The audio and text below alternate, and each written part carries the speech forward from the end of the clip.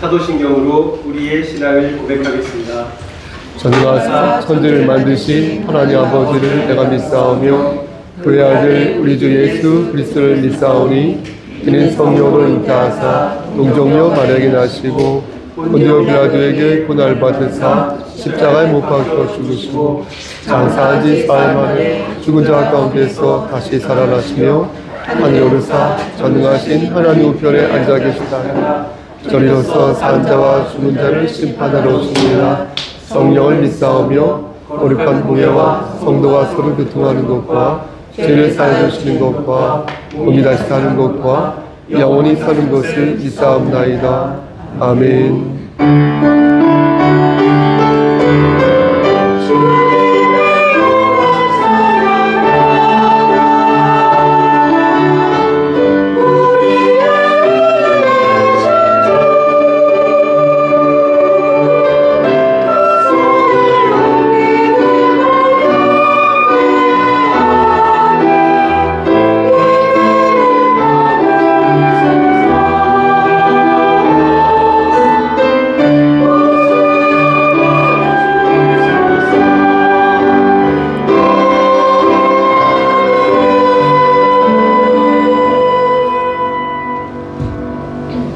너는 진리의 말씀을 옳게 분별하며 부끄러울 것이 없는 일꾼으로 인정하는 자로 자신을 하나님 앞에 드리기를 힘쓰라.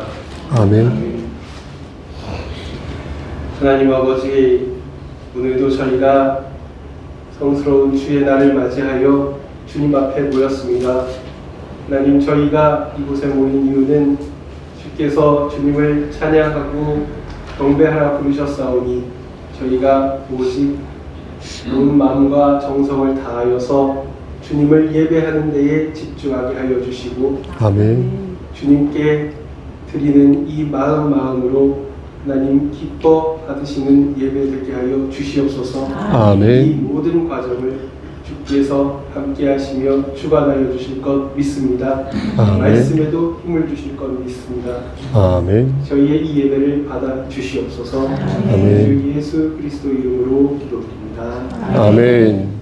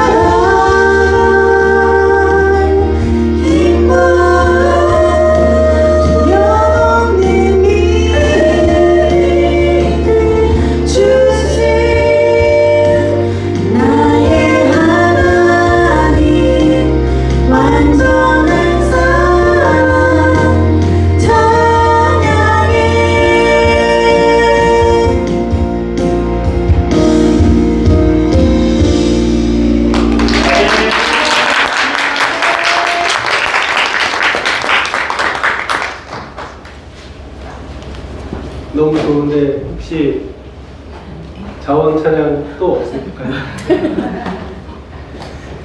예, 그러면 대표 기도 김목현 집사님이 인도하시겠습니다.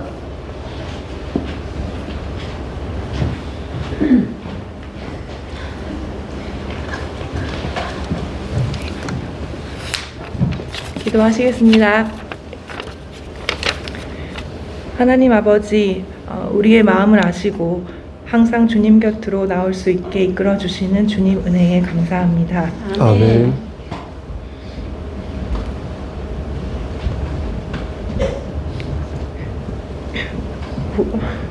우리의 생각과 의지만으로 예배의 자리에 나올 수 없는 것임을 압니다.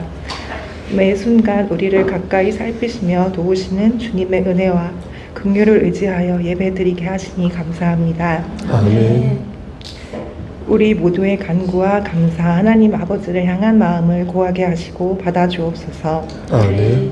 2025년 한 해 동안 주님의 은혜와 사랑 없이는 불가능했던 수많은 일들을 떠올리게 하셔서 하나님 아버지를 향한 우리의 믿음을 더욱 견고히 하고 기쁨과 감사를 주께 올려드리는 시간들로 채우기를 소망합니다. 아멘. 오늘 이 시간 이곳에 예배하기 위해 모인 우리 모두 한 사람 한 사람 빠짐없이 주께서 예배하신 은혜로 충만케 하옵소서. 아멘. 예배의 순서마다 성령님의 인도하심과 은혜를 경험하도록 이끌어 주옵시고 말씀을 전하실 성영구 목사님께 은혜와 지혜가 충만케 하옵소서. 아멘. 살아계신 우리 주 예수 그리스도의 이름으로 기도합니다. 아멘.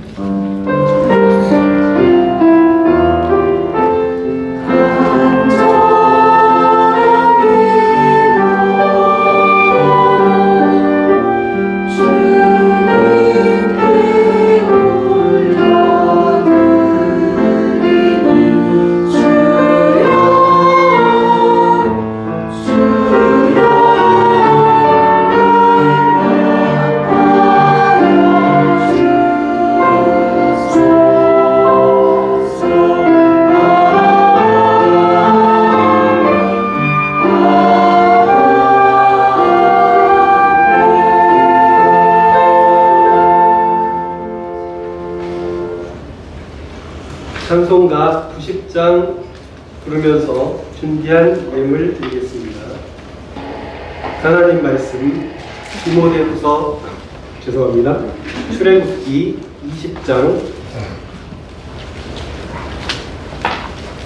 출애굽기 20장 1절에서 3절 말씀입니다.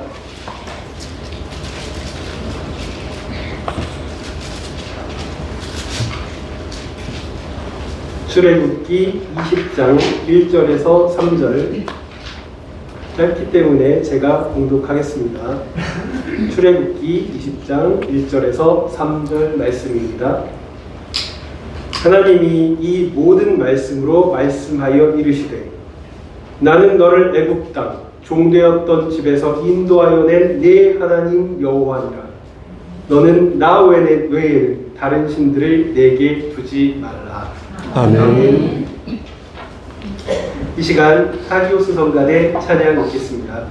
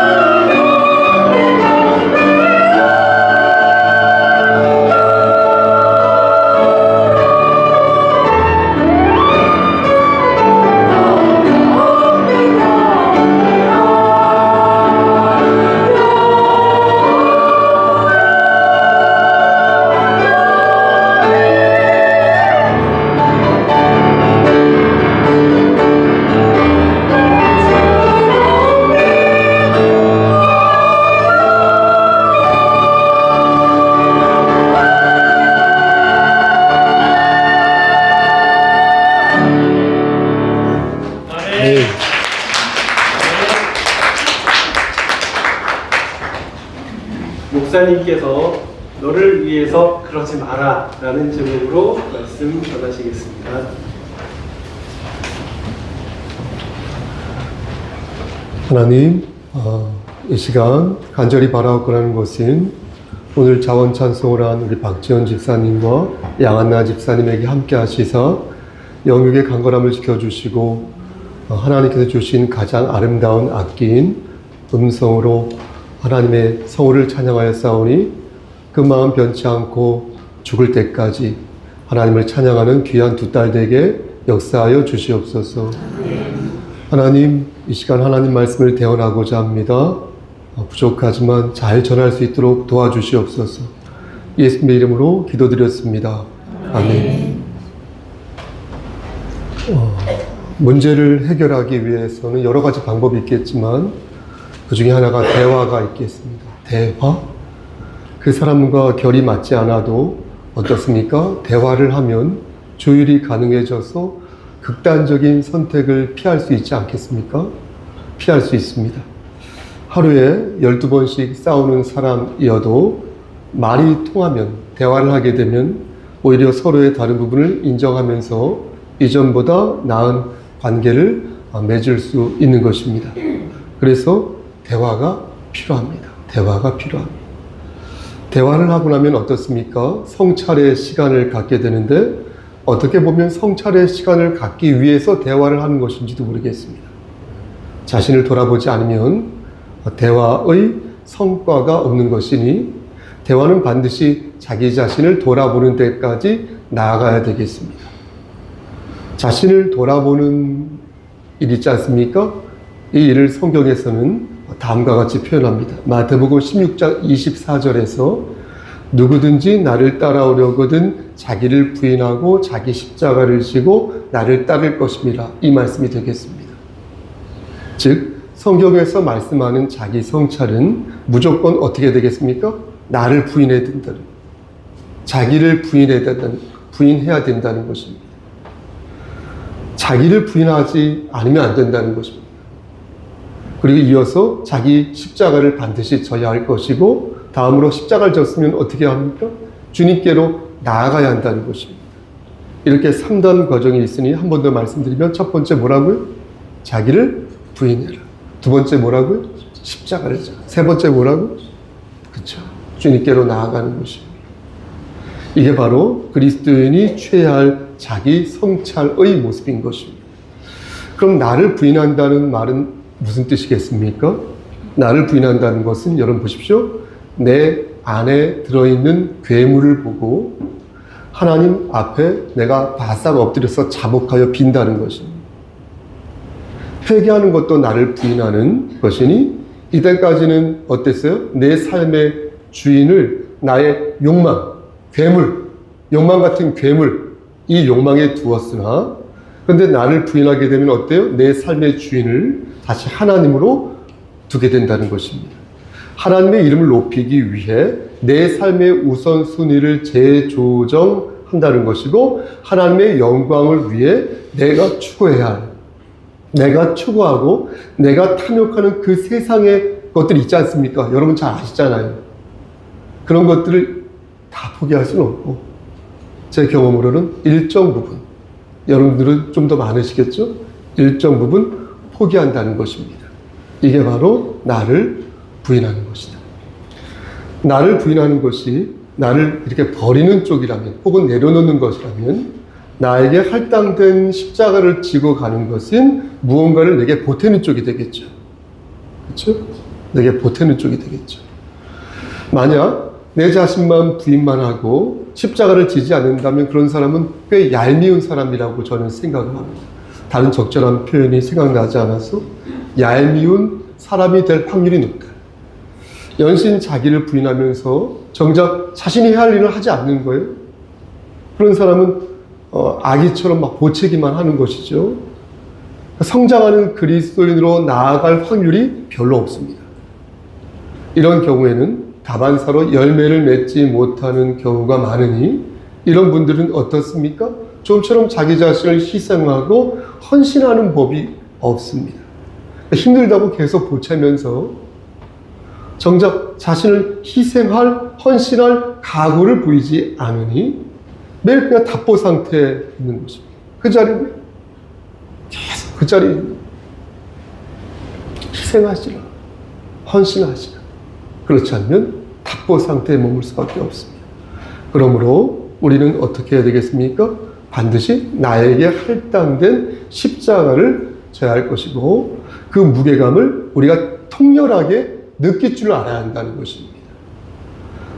여러분 생각해 보십시오. 십자가가 솜 이불처럼 가볍겠습니까? 여러분 생각해 보십시오. 십자가가 또 뭡니까? 솜사탕처럼 달콤합니까? 절대 그런 법이 없습니다.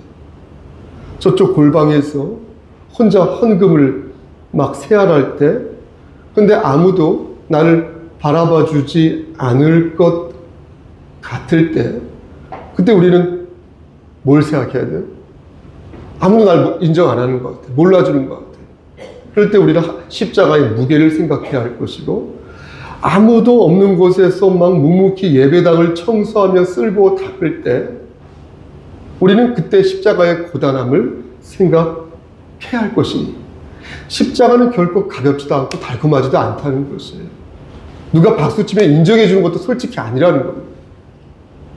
그러니 십자가의 특성을 알고 하나님께로 나아가자는 것입니다.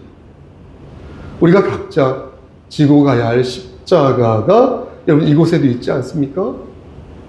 그러니 목사든 장로든 권사든 집사든 청장년 주일학교 어린이든 간에 하나같이 나에게 할당된 십자가를 묵묵히 지고 가야 된다는 거예요.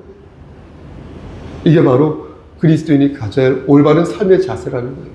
교회가 수백 명, 수천 명, 아니 수십만 명 모여도요, 십자가를 생각하지 않는 성도들로 가득 차 있다면 글쎄요, 고개가 갸웃해지는 것입니다. 이런 맥락에서 오늘 본문을 묵상하도록 하겠습니다. 오늘 본문은 10계명 중 첫 번째 계명인데 말씀의 기술적 특징이 있는데요. 하나님께서 이스라엘 백성들에게 마치 통성명, 여러분 통성명 아시죠? 통성명 하시듯 말씀하는 형식을 취하고 있습니다. 여러분 2절 말씀을 보시겠습니까? 2절 말씀을 보면 나는 너를 애굽 땅 그리고 반점 찍고 종되었던 집에서 인도하여는 내 하나님 여호와니라 이렇게 말씀합니다. 여기서 알 수 있는 것이 무엇입니까? 이 말씀을 들은 사람이 애굽의 종이었다라는 사실을 알 수 있습니다. 실제 이스라엘 백성들은 출애굽 전까지 이집트의 애굽의 종이었습니다. 다르게 표현하자면 애굽이란 나라는 이스라엘 백성들에게 거대한 감옥이었던 것입니다. 그 감옥에서 추록 혹은 탈옥을 시켜주신 분이 바로 여호와 하나님이라는 것입니다. 이렇게 하나님께서 일종의 통성명하시며 당신의 이름을 저들에게 일러주신 것입니다. 하나님께서 이렇게 하신 이유는 저들의 정체성을 분명하게 가르치시기 위해서 그런 것이었습니다.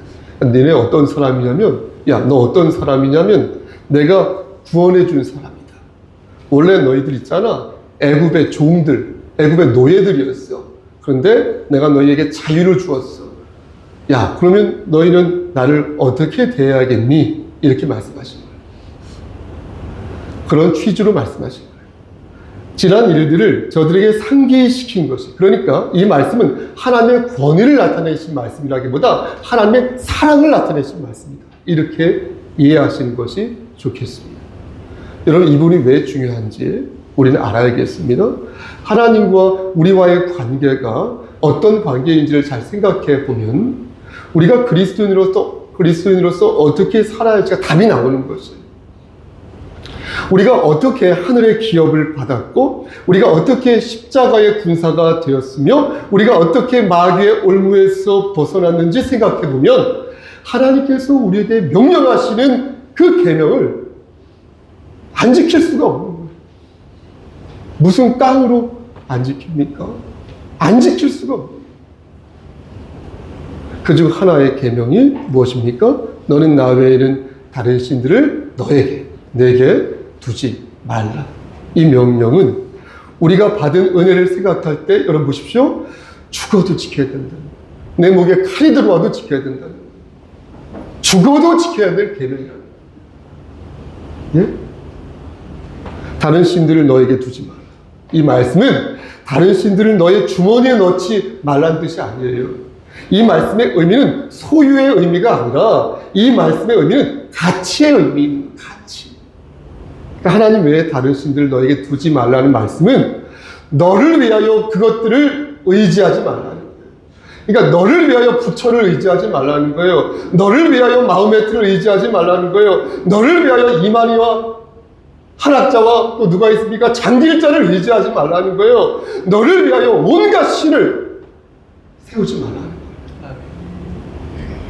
이렇게 말하면 어떤 분은 혹시 목사님, 하나님도 다른 신을 인정하신 것인가요? 다른 신들을 너에게 두지 말라고 말했지 않습니까? 이것은 다른 신이 있다는 것을 하나님이 인정하신 거 아닙니까? 라고 묻는 분이 있을지도 모르겠어요. 하나님 말씀 바르게 이해하지 못한 것이죠. 3절에서 나오는 다른 신들이란 사람들이 만들어낸 가공의 신들이라는 거 아시지 않습니까? 그러니까 어떤 사람이 일월성신을 신이라고 생각하는 순간 일월성신은 그에게 신이 되는 것이죠. 어떤 사람이 송아지를 신이라고 여긴다면 그 순간 송아지는 소는 그에게 신이 되어서 바뀌는 것이죠. 이렇게 자기 자신을 위해서 신을 가공할 때 여러분 보십시오. 그게 오징어든 그게 육포든 간에 그에게 있어서 그것이 신이 되어가지고 그의 가슴팍에 박힌다는 거예요. 내 자녀일 수도 있어요. 그 신이 내 부모일 수도 있고 돈일 수 있고 건강일 수 있고 명예일 수도 있습니다. 그런데 하나님은 그런 분이 아니라는 것입니다. 하나님은 스스로 계신 분이시기 때문에 누가 자신을 위해서 가공하여 만든 존재가 아니라는 것입니다. 그래서 누구의 머릿속에서 뭡니까 여러분? 막 창작되어지고 편집되어지는 그런 가공의 이미지가 아니라 그러니 너희는 그렇게 가공된 신을 누구를 위해서? 너희를 위해서. 너희를 위해서 만들지 말라는 거예요. 창작하지 말라는 거예요. 너희를 애굽 땅에서 건져낸 나만, 그러니까 여호와 하나님만 의지하라는 것입니다. 여러분 이 얼마나 명료한 말씀입니까? 이 명명백백한 말씀을 하나님께서 곳곳에 심어 놓으셨는데 사람들은 그것을 거부하면서 지금부터 자기 자신을 위해서 온갖 잡신들을 막 세우고 있다. 이 대목에서 저는 오늘 본문에서 말씀하고 있는 십계명 있지 않습니까? 이 십계명의 막중함에 대해서 조금만 다른 각도에서 한 가지만 말씀드리고자 합니다. 우리가 보통 중요한 말을 할 때는 다른 사람들 시키지 않고 가서 그냥 직접적으로 말하지 않습니까? 돌려 말하지 않고 직접적으로 말하거나 내가 직접 찾아가서 말하지 않습니까? 왜냐하면 그렇게 해야 내 말에 령이 서고 또 그 과정에서 혹시 생길 수 있는 오해를 최대한 줄일 수 있기 때문입니다. 신명기 5장 22절 좀 이따 찾아볼 거니까 미리 한번 찾아보시겠습니까? 신명기 5장 22절부터 27절까지의 말씀에도 여러분 신명기에 관한 다시 십계명에 관한 말씀이 나오는데 오늘 본문에는 나오지 않지만 신명기 5장 22절부터 27절 신명기 5장 22절 말씀을 보면 하나님께서 십계명을 직접 말씀하셨는지 아니면 간접적으로 말씀하셨는지 그 대목이 여기에 나오는데요. 그것을 단박에 알 수 있습니다. 우리 함께 신명기 5장 22절 말씀을 찾아서 합독하겠습니다. 이 말씀을 읽으면서 하나님께서 직접 말씀하셨는지 간접적으로 말씀하셨는지를 찾아보도록 하겠습니다. 구약성경으로 제성경으로 270조 여호와께서 시작 여호와께서 이 모든 말씀을 산이 불 가운데 구름 가운데 흑암 가운데서 큰 음성으로 너희 총에 이르신 후에 더 말씀하지 아니하시고 그것을 두 돌판에 써서 내게 주셨느니라. 여러분 어떻습니까? 하나님께서 두 돌판에 말씀을 새기셔서 모세에게 직접 주셨습니까? 아니면 누구를 시켜서 간접적으로 천사를 시켜서 간접적으로 주셨습니까? 직접 주셨죠. 직접 주셨죠. 맞습니다. 직접 주셨습니다. 하나님의 음성을 듣고 죽을 것 같았지만 겨우 참아가면서 그 돌판을 직접 받았습니다. 여러분 이때 상황이 머릿속에 그림이 그려지십니까? 하나님께서는 당신의 음성으로 십계명의 내용을 하나하나 그 뒤에 말씀을 보면 저들에게 들려주신 것입니다. 너무도 그 말씀이 귀하고 혹시나 이렇게 돌려서 들으면 제대로 저들이 이해하지 못할까 보아서 직접적으로 그 내용을 육성으로 들려주신 것입니다. 여러분, 그것이 무엇입니까? 그게 바로 십계명이라는 거예요. 그게 바로 십계명이라는 거예요. 돌파는 모세가 직접 받았지만 그 내용은 이스라엘 백성들이 모두 하나님의 음성으로 들었다. 제1은 너는 나 외에는 다른 신들을 내게 두지 말지어다. 제2는 너를 위하여 새긴 우상을 새기지 말지어다. 제3은 너는 내 하나님 여호와 이름을 망령되게 부르지 마라. 제4는 안식일을 기억하여 거룩하게 지키라. 제5는 내 부모를 공경하라. 제6은 살인하지 말라. 제7은 간음하지 말라. 제8은 도둑질하지 말라. 제9는 내 이웃에 대하여 거짓 증거하지 마라. 제10은 내 이웃의 집을 탐내지 마라. 하나님께서 일일이 알천같이 말씀하셨다는 것입니다. 이것을 하나님께서 하나하나 지금처럼 들려주셨다는 것입니다. 사랑하는 성도 여러분, 왜 그렇게 하셨을까요? 모세를 통하여 간접적으로 십계명을 전해도 될 것을 왜 하나님께서 직접적으로 말씀하셨을까요? 당시 이 계명을 받을 때 이스라엘 백성들 있지 않습니까? 이스라엘 백성들, 이 계명을 들은 이스라엘 백성들의 위치가 어디였는지 아십니까? 산기슭이었어요. 출애굽기 19장 17절 말씀을 보면 모세가 하나님을 맞으려고 백성을 거느리고 진에서 나오매 그들이 산기슭에 서 있었다. 이렇게. 여러분, 산기슭이 무엇입니까? 산기슭은 이렇게 산에 비탈이 내려오면 그 비탈의 끝나는 부분을 기슭이라고 하니까 산기슭이라고 하지 않습니까? 그러니까 산의 아랫부분에 백성들이 이렇게 서 있었다는 것입니다. 그러면 하나님은 어디에 위치하고 계셨을까요? 역시 출애굽기 19장 20절 말씀을 보면 그 위치를 알 수 있는데요. 여호와께서 시내산 곧 그 산 꼭대기에 강림하시고 모세를 그리로 부르시니 모세가 올라갔다. 이렇게 말씀하십니다. 그러니까 하나님이 계신 위치는 어디에 있습니까? 산 정상에 계셨던 것입니다. 그러니까 하나님은 산 정상에 위치하고 계시고 백성들, 이스라엘 백성들은 저 아래 산 기슭에 위치하고 있었던 것입니다. 왜 이렇게 거리를 두고 계셨는지 성경에서 말씀하고 있지 않으니까 모르겠는데요. 시내산이 해발 2000m 정도 됐다고 하니까 대충 그림이 그려지는 것입니다. 어쨌든 이 정도의 거리에서 하나님의 음성이 들린 것입니다. 그런데 그 소리가 마치 나팔 소리가 천지를 울리는 것 같다 이렇게 말씀하셨으니까 정말로 사람들의 마음을 두렵게 할 만큼 장엄하게, 어떻게 표현해야 될지 모르겠어요. 크게 들렸다는 것입니다.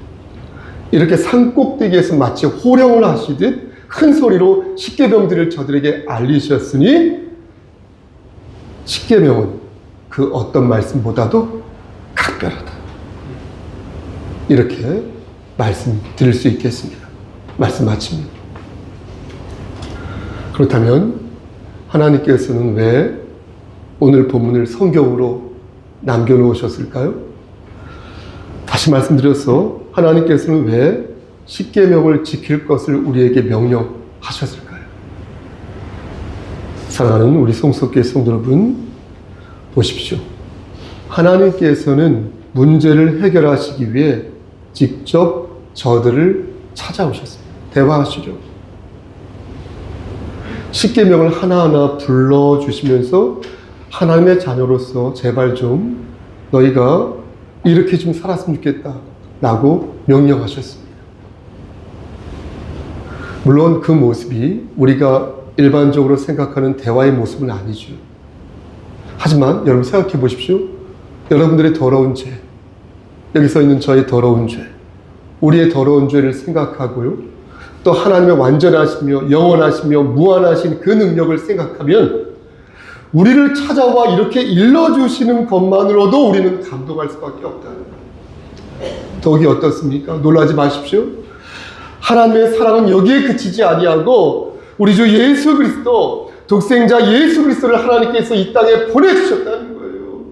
그것으로 최절정을 이루셨다는 거예요. 그러니 우리는 그 은혜에 감복할 수밖에 없다는 거예요. 사랑하는 성도 여러분, 주일 성수하라고 제가 목을 계속 외치는 것, 수백 번, 수천 번 외치는 것, 그것보다 여러분들 스스로 말씀을 묵상하시고 깨우치시기를 소원합니다. 하나님께서는 오늘 본문을 들어 우리를 분명히 가르치십니다. 뭐라고요? 너는 저로 할게요. 성목사, 너는 나 외에는 다른 신들을 내게 두지 말라.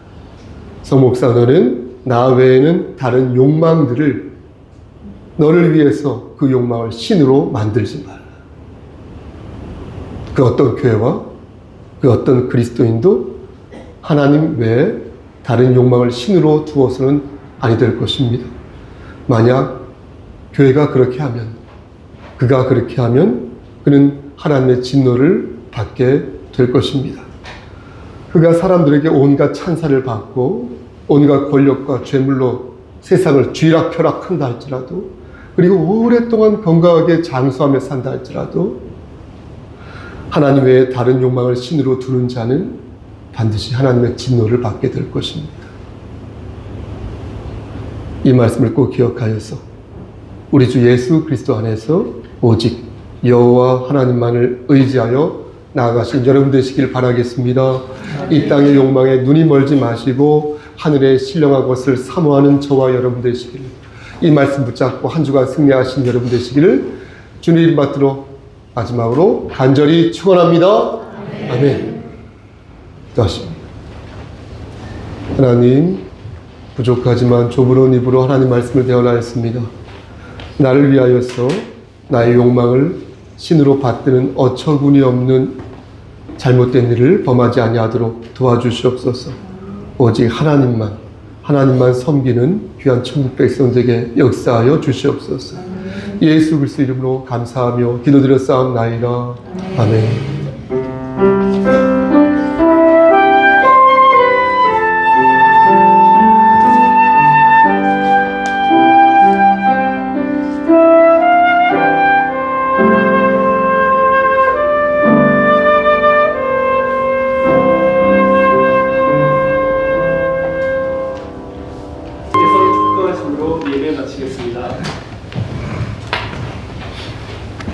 이제는 우리를 죄에서 구속하여 주신 우리 구주 예수 그리스도의 은혜와 아버지 하나님의 만극하신 그 사랑하심과 성령 하나님의 교통하시고 인도하시는 모든 역사하심이 오직 여호와 하나님만을 받들고 우리 주 예수 그리스도 안에서 우리가 서 있는 그 자리에서 예수의 향기를 바라며 나아가기를 소원하는 여기 모인 성도와 그들의 가족과 이 제단과 이 나라 위에 하나님의 사랑하심이 세세토록 함께 계실지어다.